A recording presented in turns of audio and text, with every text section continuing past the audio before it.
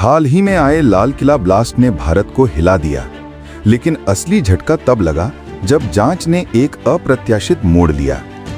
संदेह पहले की तरह पाकिस्तान की ओर गया, लेकिन सबूत सीधे पहुंच रहे थे अंकारा, तुर्की तक।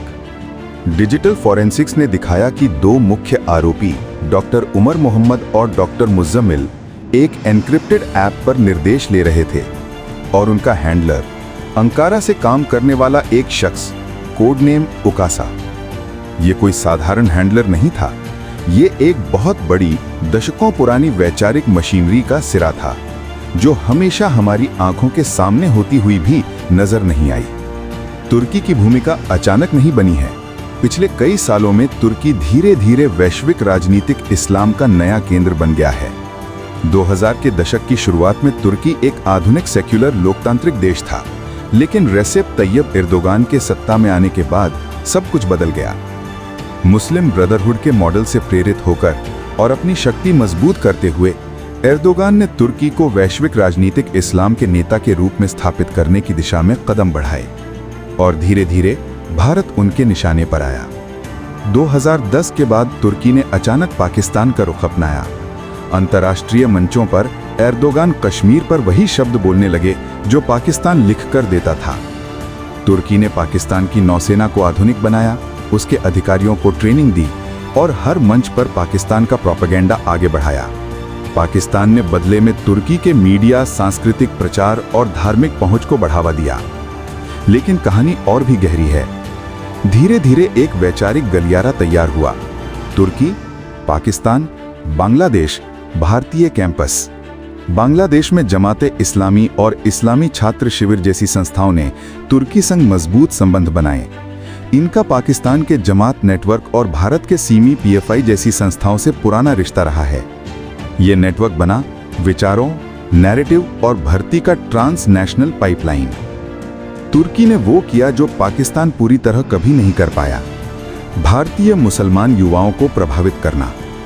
इसका सबसे प्रभावी हथियार है स्कॉलरशिप और यूथ प्रोग्राम। हजारों भारतीय मुस्लिम छात्र इसमें आवेदन करते हैं।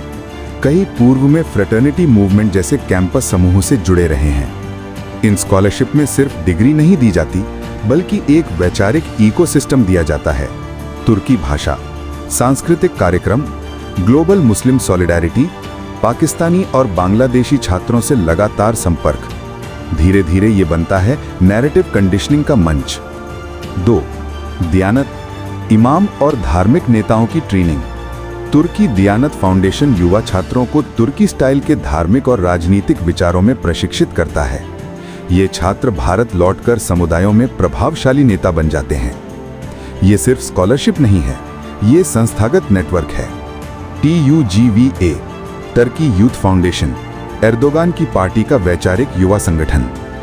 IHH, ह्यूमैनिटेरियन रिलीफ फाउंडेशन, नाम मानवता का, लेकिन दुनिया भर में चरमपंथी समूहों से कनेक्शन के आरोप। नॉर्डिक मॉनिटर ने IHH की भारत के PFI से लिंक होने की रिपोर्ट की है। टीका, तुर्की की विकास एजेंसी, जो दुनिया में जहां जाती है विकास कार्यों के साथ विचार और राजनीति भी ले जाती है। मायरीफ फाउंडेशन, तुर्की समर्थित इंटरनेशनल स्कूलों का नेटवर्क। और सबसे महत्वपूर्ण IIFSO, international Islamic federation of student organisations. मुख्यालय है अंकारा में। ये मंच जोड़ता है भारत की SIO, बांग्लादेश की ICS, पाकिस्तान की IJT और कई अन्य इस्लामी छात्र संगठन। यही है वैश्विक वैचारिक गठजोड़ का दिल। ये नए छात्र समूह सीमी या PFI की तरह हिंसा की बात नहीं करते, ये बात करते हैं नैरेटिव की। ये हैं पढ़े लिखे, अंग्रेजी बोलने वाले, डिजिटली प्रभावशाली और ग्लोबल नेटवर्क वाले, कानूनी रूप से सक्रिय। इनका हथियार है कहानी। एक कहानी जो सीधे अंकारा और पाकिस्तान से आती है। भारतीय मुसलमान खतरे में हैं। हिंदुत्व वैश्विक फासेवाद है। तुर्की मुसलमानों का रक्षक है। यह हिंसा से भी ज्यादा खतरनाक है, क्योंकि यह दिमाग बदलता है, विश्व दृष्टि बदलता है। बांग्लादेश की ICS के जमातुल मुजाहिदीन बांग्लादेश से संबंध हैं, जो भारत में कई हमलों के लिए जिम्मेदार रहे हैं। जब भारतीय छात्र तुर्की सम्मेलनों में पाकिस्तानी और बांग्लादेशी कट्टर नेटवर्क से मिलते हैं, तो वैचारिक और भौगोलिक नेटवर्क आपस में घुलने लगते हैं। और इससे भी चिंताजनक बात, इनमें से कुछ युवा अब भारत की राजनीति में आ चुके हैं। यह सिर्फ विदेश नीति नहीं, भारत की आंतरिक नीतियों पर असर डाल सकता है। तुर्की जान चुका है, प्रभाव जासूसों से नहीं, भावनात्मक वफादारी से बनता है। ये 90s का आतंकवाद नहीं है, ये आधुनिक शहरी चुपचाप फैलता हुआ वैचारिक युद्ध है। आज का युद्ध क्षेत्र है विश्वविद्यालय, स्कॉलरशिप प्रोग्राम, छात्रावास, सोशल मीडिया, व्हाट्सएप ग्रुप। तुर्की ने ऐसा इकोसिस्टम बना दिया है जो पाकिस्तान की रणनीति और बांग्लादेश के नेटवर्क से पूरी तरह मेल खाता है। अब भारत एक 3 फ्रंट के अदृश्य खतरे से जूझ रहा है। सवाल ये नहीं है कि तुर्की भारत में आतंकवादी भेज रहा है या नहीं।